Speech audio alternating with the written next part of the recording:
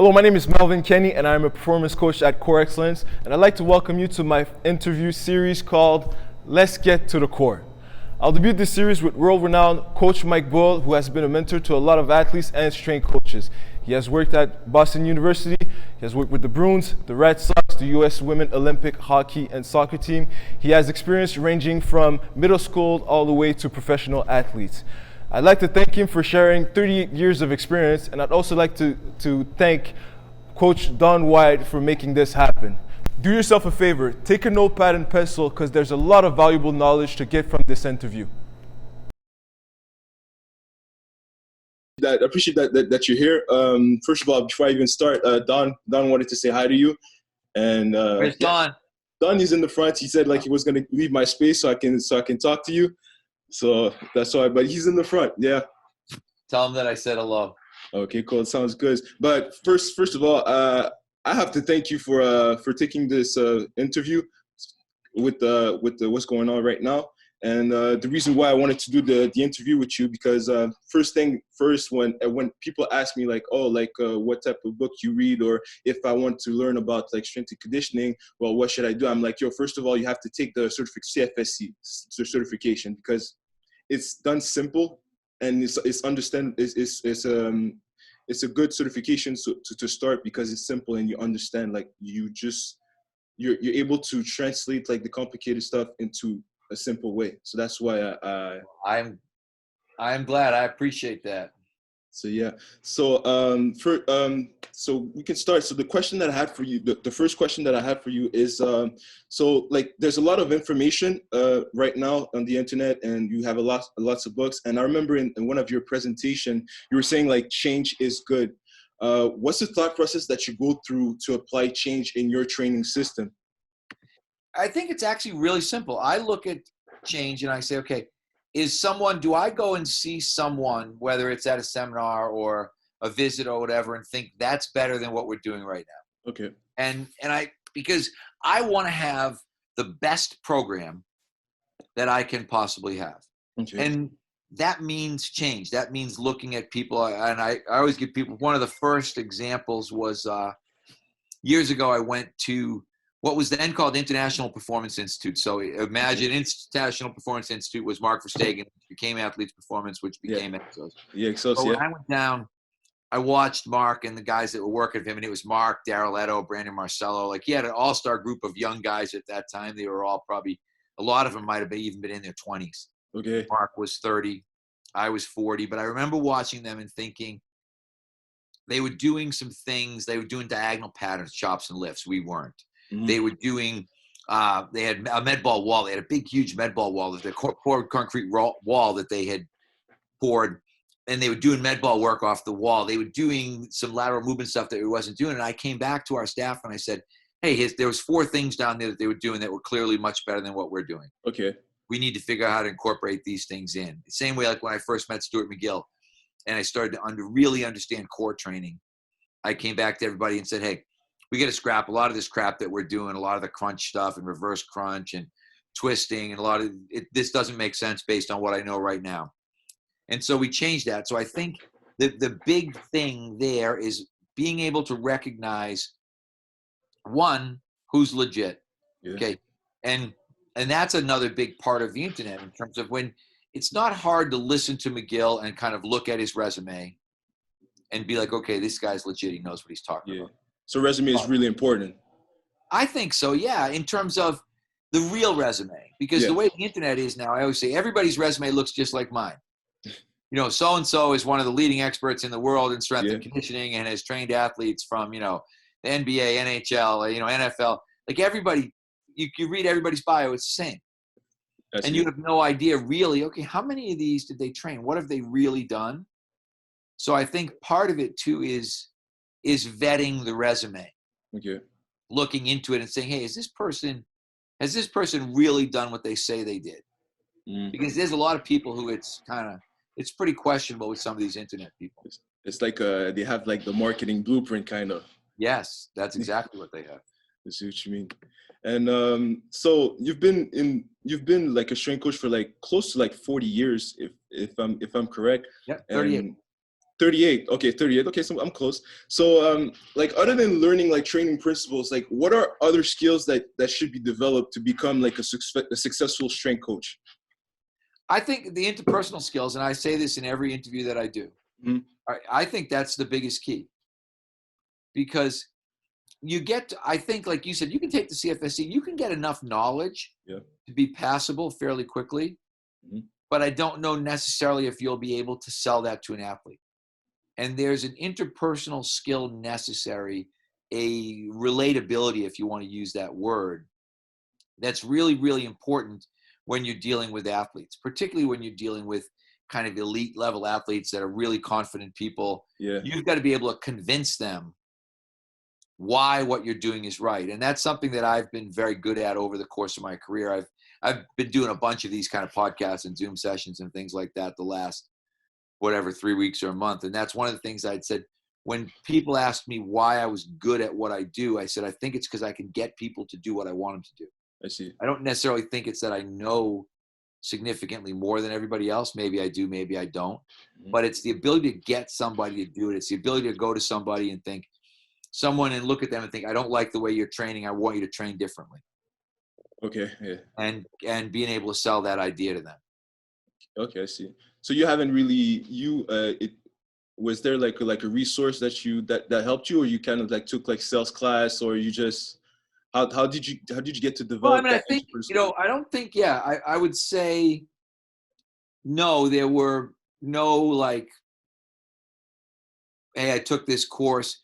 I feel like it was a series of books. I always talk about how to win friends and influence Mhm. people. I think that was one of the most influential books. But even going back further than that, my father was a high school coach. My Yes. father was a high school principal. My father was always kind of around kids and around athletes. And I grew up watching people relate to athletes. My father was a really good basketball coach, Mhm. but he never played college basketball. He played college football. But the high school that he was at needed a basketball coach, so he took over basketball and ended up being really successful at it. So I was able to watch people coach and maybe coach a little out of their comfort zone in the beginning. Yeah. But how to win friends and influence people, 7 habits of highly effective people, things like that. Like, I think becoming a better person myself, because I think strength and conditioning and fitness are very insecure professions, in the sense that there's a lot of people who go into the field because it's all about them, because they got in shape, Yeah. they wanted to look good, and that shows. Athletes see right through that stuff. Like, athletes would look at guys and be like, oh, he's a clown. Oh, look at him. Look at the way he dresses, look at the way he acts. It's all he's too busy, walking around looking at himself in the mirror, looking at his arms to even be worth talking to. Okay, I see. And I was kind of the polar opposite in terms of I always say I'm a relatively physically unimpressive person. You would never ask me for information about training if you didn't know me. I see. Yeah. So I think developing that ability to relate to people is the to me it's more important than the knowledge base, to be honest. Okay. I get it. And so you spoke a little bit about like people they come to the industry because it's for their like main it's for themselves, but like what have you seen lately that you find like unnecessary or exaggerated like to become a successful coach? Well, I mean, there's so much that's unnecessary and exaggerated. I think there's a lot of kind of false bravado. I'm going to go on social media and I'm going to talk shit about other people, or I'm going to make sort of grandiose statements. I don't think that stuff has changed very much. Just social media has magnified it. Social media has given a megaphone to everybody who wants to yell. They all have their opportunity now. And I just think I don't know, that's where more of the problem lies, is the fact that everybody now has a platform. In the past, at least, you had to at least be able to write, because then when I came up, it was magazine articles. Yes. It weren't even websites, but you had to be able to write for a magazine for people to listen to your quote unquote voice. Thank you. Whereas now, between Twitter and Instagram and whatever it is, everybody's got a voice and everybody can jump out in front and say, hey, I'm the man. And I've always said the bad part about the internet is that if you say that you're great at something enough, other people will begin to echo that. They'll begin to say the same thing. That's one of the things that I noticed that's kind of a troubling trend. Like if you get on there and say, you know, I'm the glute master, or I'm the king of shoulders, or whatever it is, and you say that over and over again in some social media channel, eventually people will say, oh yeah, Melvin, he's king of shoulders. Yeah, he knows everything there is to know about shoulders, or he knows everything to know about your ass, or whatever it is. Mm-hmm. And that's what's happened to us in the internet world, is that people have been allowed to sort of create their own story without anybody really looking at the story and saying, wait a second, who is this person? Mm-hmm. And what's the backstory? I think you really need to know the backstories in a lot of these settings. I see. So the funny thing is, like, the way you say it is like, internet is kind of good in the way because information is accessible, but at the same time, it's kind of like deceiving at the same time. Right. Well, and like I said, the internet has caused us to need to develop a much better filter. Because yes, there's way, way, way more information. And there's probably even more good information. And in some ways, it's given a voice to some people who maybe you needed to hear and were never going to hear from before. So that's all good. But you have to be able to filter that, and you have to be able to figure out, okay, does this person actually know what they're talking about? Because again, and I could go on. I always said, someday I'm just going to name all the names. I'm going to be like, okay, here's all the phonies. As far as I'm concerned. But because there's a lot of people, it's really interesting. I always say, like, one of the telltale signs, if the videos are always of them, that's a really good sign that they're not training anybody. I get it. Or if their videos are of a population, not the one that they talk about training. So it's kind of like if you're talking about training athletes and all the videos are like the women in your gym, then I'm going to look at that and think, why does he always talk about training athletes, but every video he puts out is like some 40-year-old woman at his gym? I see, yeah. It might make me think that It's questioning. one of those athletes around. Like if you watch my videos are my athletes. Yeah. You know, whether it's kids or whether it's, you know, Olympians or whatever it is, the people in the videos are the people that we train. Yeah. And there's a lot of these internet people who that's not the case. But nobody bothers to scratch their head and say, you know, or even like sometimes there's another people I say, oh yeah, I train a lot of Olympians. And you're kind of like, well, who? Which one? You name a few. And they never do. Yeah. That should tell you something.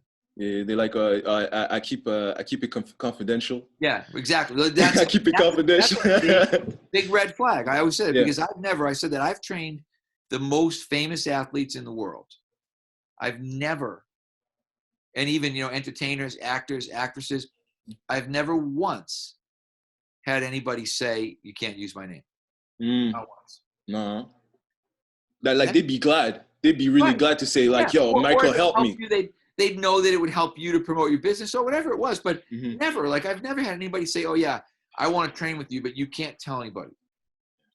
So I look and think whenever someone said, oh, it's confidential, you know, I can't mention names, I'm always like, I don't know. I'm not sure if I'm buying that. I get it. I see what you mean. It's so I follow with like, so in a time like where success like is dictated by complexity, variety of things, likes and followers count, like how do you market fundamentals while differentiating yourself? I don't know if you do. I think we just keep marketing fundamentals. And we just hope. I think the difference is you hope for organic growth, which is what we've gotten by just being sort of true to yourself, true to what you do, true to your mission, marketing what you actually do. Okay. And then hope that there are smart people who follow along, people who look at it and think, hey, this makes sense. You know, I understand, you know, like someone like you, people think, hey, I like Mike Boyle stuff. You know, someone, you know, and Don, obviously before you, but people who just come and think, hey, this makes sense to me. I just want to be out there resonating and making sense to a certain segment of the audience. I don't need the whole audience. I see. Because, you know, the whole audience, like that's, you know, CrossFit, Biggest Loser, there's all these things that capture way larger markets than we're capturing. But I don't necessarily, like, I don't agree. So I would not look at it and think, oh, I'm going to do a Biggest Loser kind of contest to market Mike Boyle, or I'm going to, you know, do some crazy workout of the day thing, you know, where I beat the crap out of people every day to market Mike Boyle. What I'm going to do to market whatever, Mike Boyle strength and conditioning, certified functional strength coach, whatever we're talking about, is we're just going to keep doing what we do and hope that people catch on. That's real, true organic marketing. Yeah, just stick to the foundation the whole time and just wait. Yeah, don't sell out. Don't change. I get it. I understand that. And so you had experience like in college, pro, and the private setting. What expectation or consideration a coach should have before taking the decision for their career path? You need to know what you want. I always tell everybody, whenever I have this conversation with someone, I always, Brian Tracy wrote a book called Goals. I always tell everybody, pick up Goals by Brian Tracy, read it, and then go through that process. Write down, where do you see yourself in 5 years? Where do you see yourself in 10 years? What is it that you want? Because if you looked at me and said, I want a house in the suburbs with 3 kids and a white picket fence, and okay, that's great. If you said, I want to be ringside at a UFC fight training a fighter, I'm like, okay, then that's different. Okay. So based on what you say your goal is, then you've got to align your behaviors with your goals. So if someone says, I want to be the strength coach for the New England Patriots. Well, okay, then you don't want to be in the private setting. You don't want to work at Mike Boyle Strength and Conditioning. We need to figure out what path gets you to the National Football League. Okay. So I think so to me, it's incredibly simple. It's figuring out, and I always say it's the idea of, if you said to me, Mike, I want to drive from Montreal to Boston. And I'd say, okay, do you know how to go? And you said, no, I have no idea. The first thing I'd say is, okay, turn your GPS on and put Boston in your GPS. That's goal setting. Yeah, right? I see. And, if you just said, no, I think I'm just going to drive south and see how I do. Like, okay, that might work. Yeah, it's like drifting a bit. Yeah, you get to Vermont probably anyway. I'm not sure you'll get to Boston, but you'll definitely hit Vermont if you just keep going south. Yeah. And you know what I mean?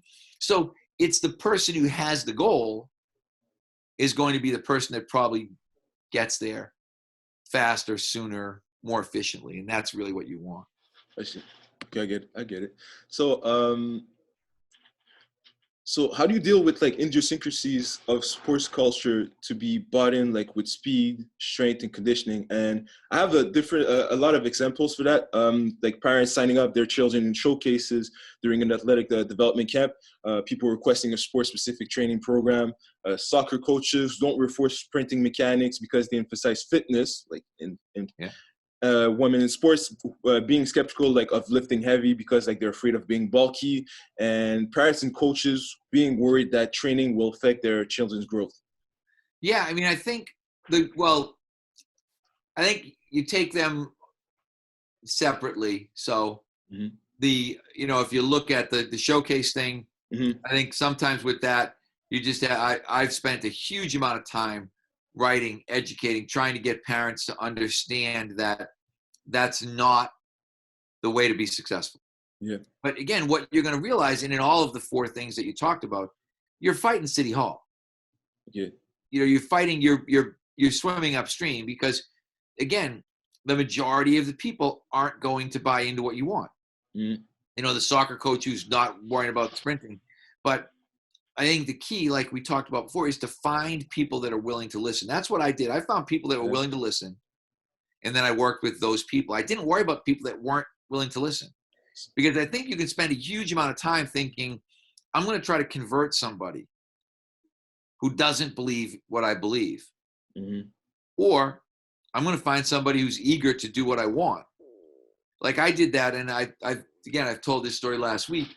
When I was very first starting at Boston University with hockey, I didn't have a whole lot of experience with hockey. And what I knew sort of from my football background, my track and field background, hockey didn't add up to me because hockey then was into the fitness thing, ride the bike for 45 minutes every day. I was kind of like, I don't see how that makes guys better at hockey. That doesn't really make sense to me.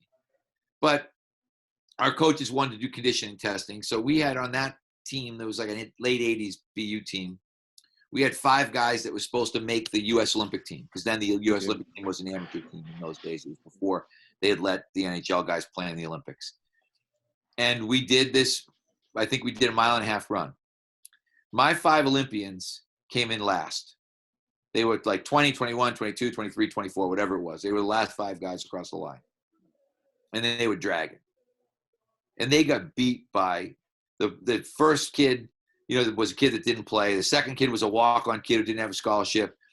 And I looked at it and said, okay, now if I analyze this information, I have 2 choices. One, I can take all my really talented players and try to make them good at something my not talented players are good at. Or I can take my not as talented players and try to make them like my talented players. Because my talented players, when I did vertical jump and 10-yard dash, they were 1 through 5. When I did conditioning, they were bottom of the barrel. Yeah. So I realized what makes you a really good player. What makes you a really good player is speed and power, not conditioning.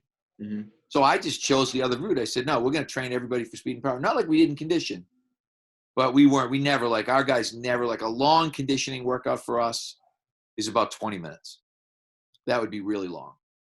And sometimes when we start, our conditioning workouts when we start are like 7-8 minutes long. So I think that's what you've got to, again, you've got to be analytical. You've got to have some conviction, like, hey, I believe I'm right, and I'm willing to take some people. Like I would, when I first started my NHL when I first started my pro hockey training business, I was very specific. I went to the agent that I had met and I said, I want 7 or 8 guys that are playing in the American Hockey League right now. And he was like, well, what about my NHL guys? I said, I don't want any NHL guys. I don't want any guys who are going to come in here and not listen to what I want to say. I said, I need 7 or 8 guys that want to play in the NHL who currently are not playing in the NHL. And he's like, oh, I got a whole boatload of those guys. I was like, good. See if any of them want to come over and train. And he sent me 7 or 8 guys that year, and 3 of them made NHL teams that next year who had never played an NHL game before and had career years. And the next year I had double that many. I had 16 guys. Still no NHL guys, and I still didn't want any. The only NHL guys I had were my guys who had made the NHL. So it could be gradually I let them bring their friends, but it was always non-negotiable. I always tell our guys, like, you come train with me. This is how we train. If you want to tell me how we train, go someplace else. Right, You already know. You got the answer? Then go. I have no problem. I'm not going to force you to stay here.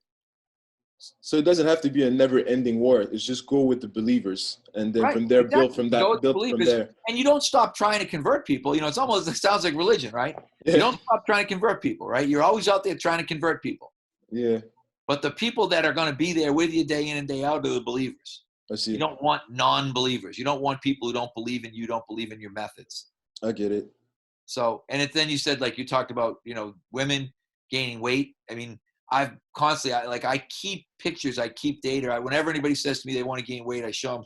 There's a young woman named Casey Bellamy who's been in our last 3 Olympic teams. Yeah. And she's she hasn't trained the last couple of years with me, but she trained with me for almost 10 years, 8 years. And she probably gained 3 pounds, literally. Is it the one, like, if I remember, like, on your Instagram, like, a while ago, she was doing a trap bar deadlift, but, like, with a huge amount of weight? No, that's Kendall Coyne. She also gained no weight. And Kendall's the same weight. Kendall's, been 125 pounds her whole life. Okay. Fastest woman in the world. Like, I show people all the time, like, our women, when they train, they don't gain weight. The idea of gaining weight, what happens to people is they see these, like, steroid people. Yeah. And then they think, oh, this is what's going to happen to me if I lift weights. And I always tell people, hey, if you start getting these big bulgy muscles, don't worry about it. I'll let you stop. Yeah. But don't worry about it. I see. That's what's going to happen. And so, again, it's the same thing. And, that's one of the reasons we have female staff members. And our female staff members are female athletes. I wouldn't say we've never hired like we don't want like the female powerlifter look. Okay. I want our coaches to look the way our clients would like to work. Our coaches walk in and look at the women that work for us and go like, I want to look like that. So, and then they watch those girls lift and they see them, doing weighted chin-ups and squats and, split squats and all these things and think, hey, if I can still remember like a client saying to me, like literally, even if I would do that workout, I'll have a butt like hers. I was like, well, not necessarily, no, but maybe. Yeah, it No, helps.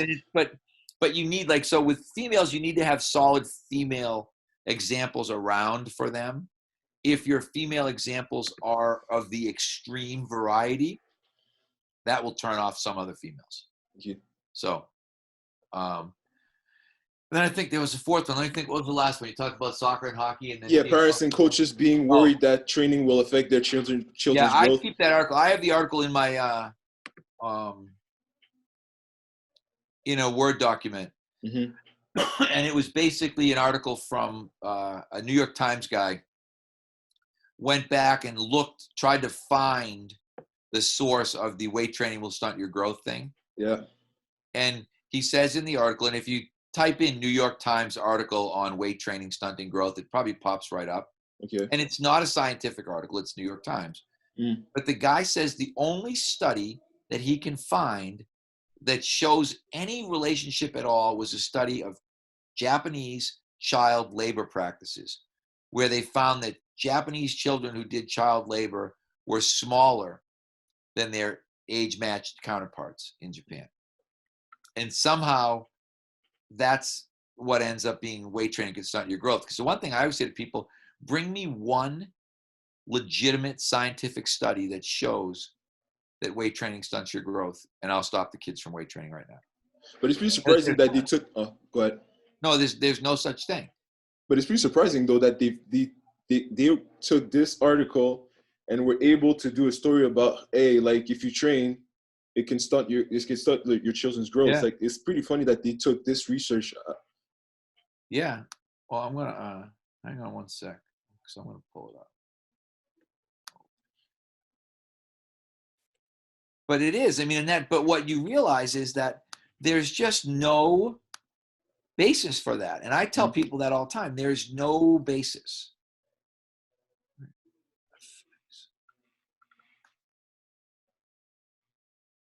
So yeah, you're looking for it. You're looking for the document that you're talking Yeah, about. I gotta pull it up on my screen. That's cool.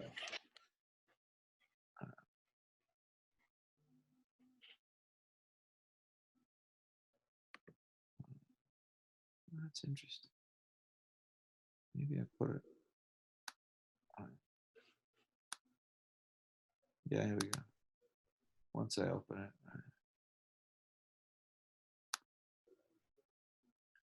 Then I can share the screen. And because what I do, I keep this link and I print this article out all the time. Mm-hmm.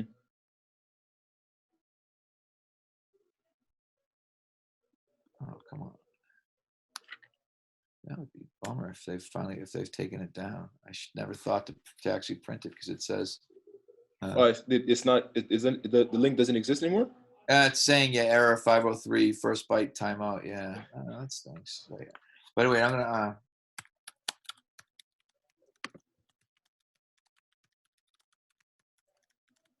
Because yeah, I think there's a lot of that with parents, because it's amazing the things that people. I tell people all the time. Yeah, here it is. That I think that it's the opposite. Mm. And I'm starting to believe that weight training will, in fact, enhance your growth.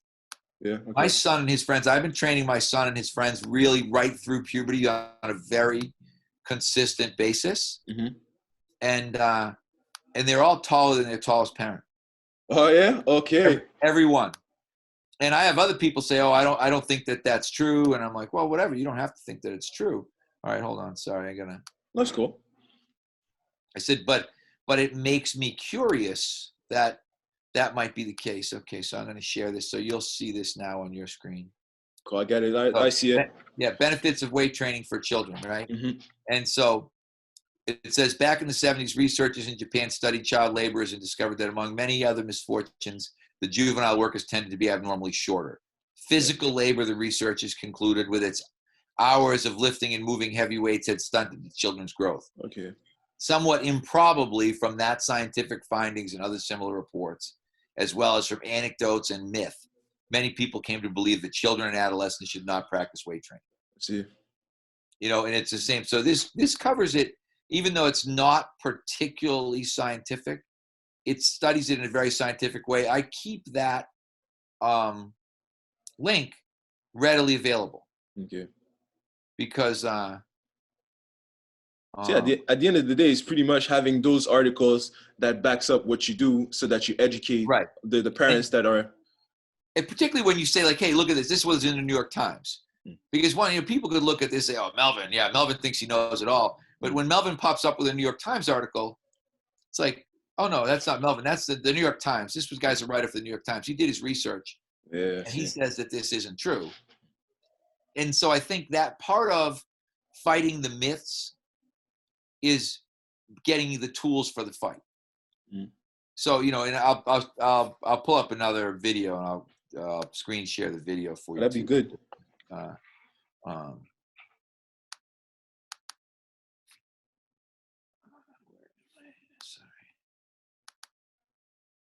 Funny thing is that the next segment is about breaking the myths with facts, and this segment is going to be it's about like common beliefs like about our industry, but it's probably misinterpreted or it's just not true.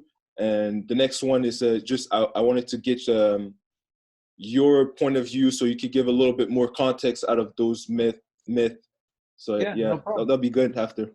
So, but now look at this girl. Like this is Casey that I talked about. Yeah, Casey has been somewhere between 142 and 146 pounds for the last 10 years, has played in 3 Olympics.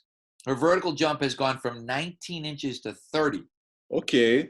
With effectively no weight gain. 30.6. You know what I mean? It's like 30. And so you look at her and think, she hasn't gained any weight. Yeah.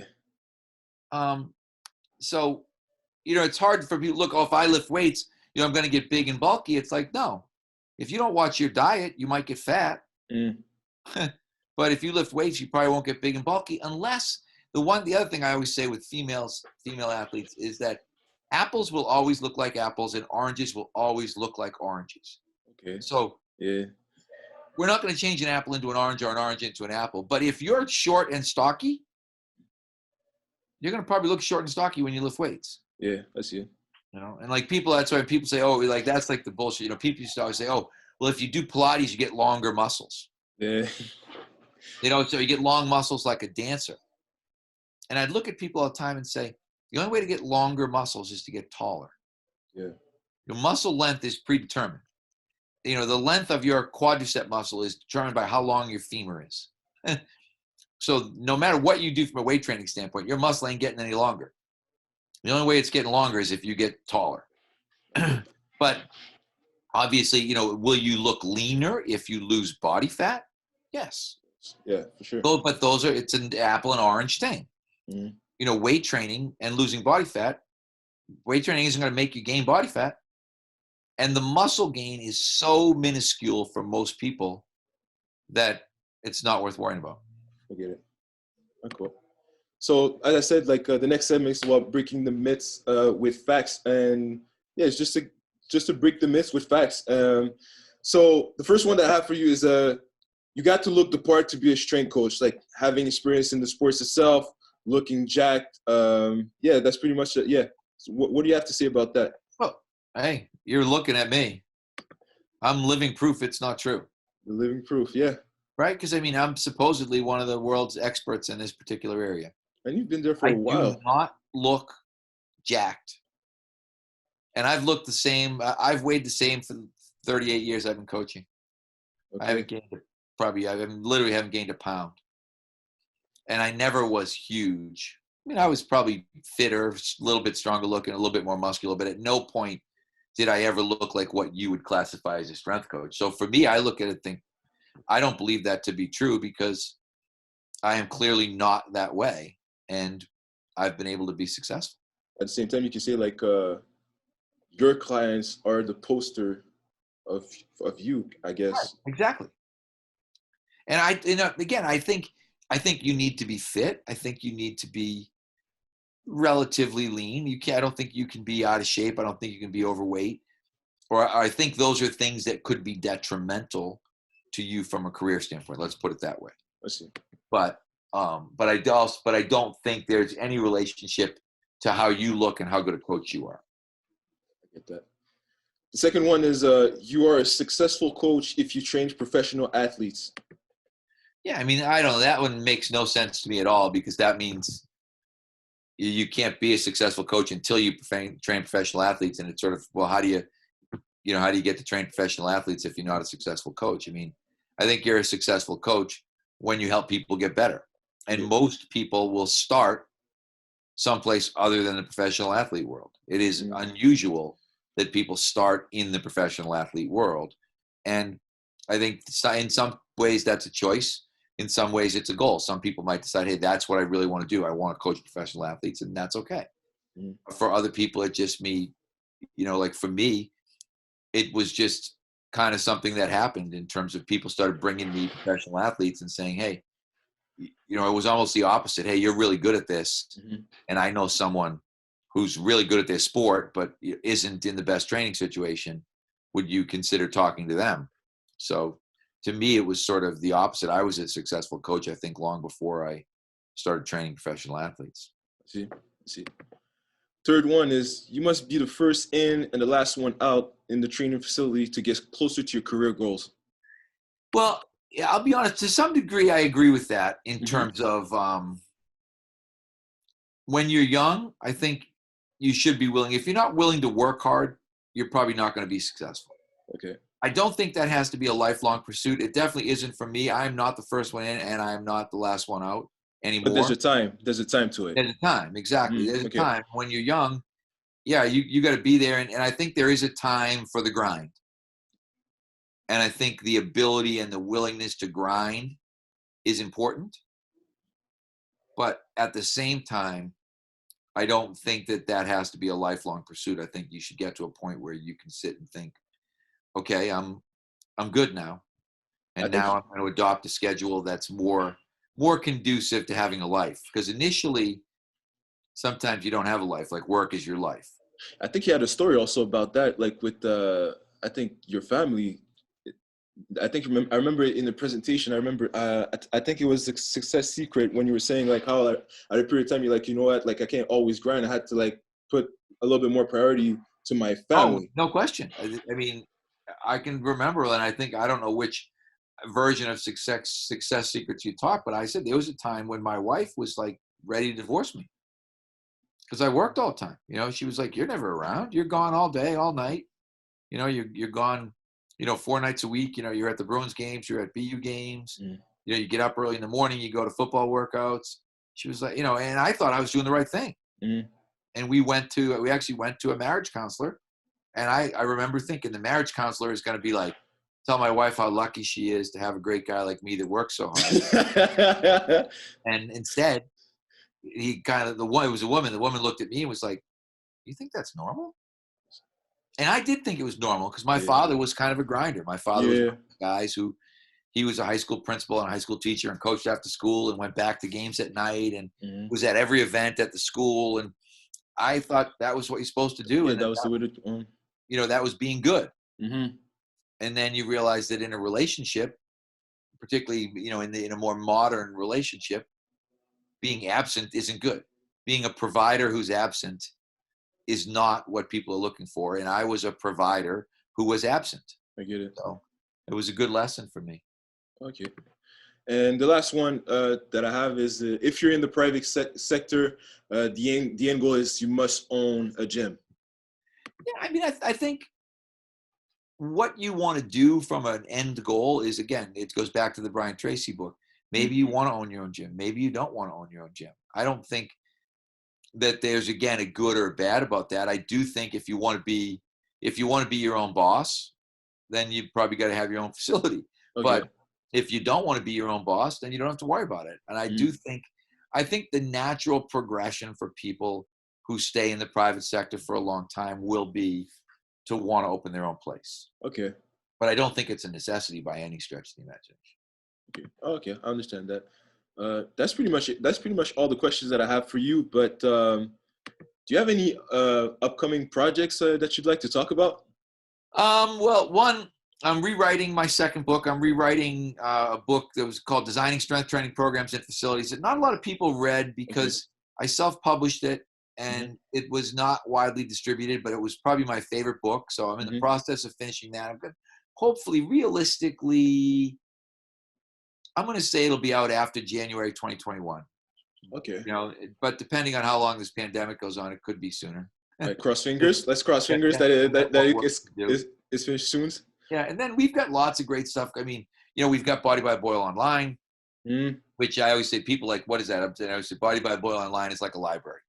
Yeah. It's a library of information. And then we've got strengthcoach.com, which is more like a chat room, a day-to-day kind of thing where you can go on and discuss ideas with people and read articles. And obviously we've got our CFSC program. We're doing online training through Train Heroic. We've got a lot of irons in the fire. Sometimes people say we've got too many, but I always feel like, why not try all of these areas out? We've put our CFSC also online with a company called Inspire 360. We were very lucky. We resisted doing that for a long time. My friend Ravi from Inspire 360 talked me into doing it. And thank God the way this pandemic has been, because we've had to cancel all our live events. Oh, for real, eh? Yeah. Yeah. But we've actually probably certified as many people as we would have if we'd been doing live events. We've had tremendous success with our online certification, which is almost identical in the sense that we videoed Kevin doing the whole thing. We videoed Kevin Carr doing the whole cert. So people have to watch the entire cert. They have to make a video of themselves and send it in like they would do the testing part.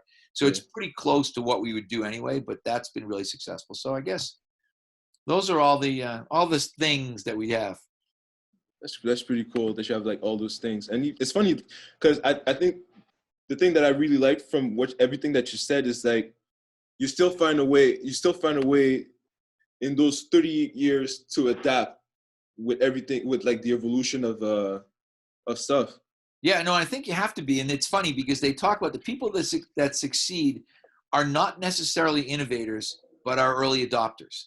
So, I mean, I didn't invent the internet. I didn't invent online training. I didn't invent any of these things, but I was an early adopter. I realized, hey, that the internet was going to be a big part of what we were doing, and started getting stuff online. I was an early adopter. I started filming seminars. I started, you know, there were all these things that we did. You know, I started a website. I started a membership site. We've always been very willing to try things and then try to be good at them. And right now, that's it. Really, in this kind of pandemic time, it's saving us because we've got a lot of online business in addition to our normal kind of bricks and mortar gym business, which is closed down. But also our technological knowledge has allowed us to do, you know, Zoom and Facebook Live. You know, we've still got classes going for clients. Our online training thing, again, was very well positioned. We were just getting set up with Train Heroic when this hit. And we've probably got, I don't know, we might have 1,000 people in our online program right now. Oh, that's pretty cool. All over the place. So yeah, we've been early adopters, which has helped us. Oh, that's cool. And if there are people who'd like to contact you, what's the best way to contact you? The best way to contact me is an email, mboyle1959@aol.com. Sounds good. I try to answer every email, Melvin. Yeah. Hey, you reply fast. I do. Well, it's funny. One of the things I read years ago, someone said, if it takes less than a minute, do it right now.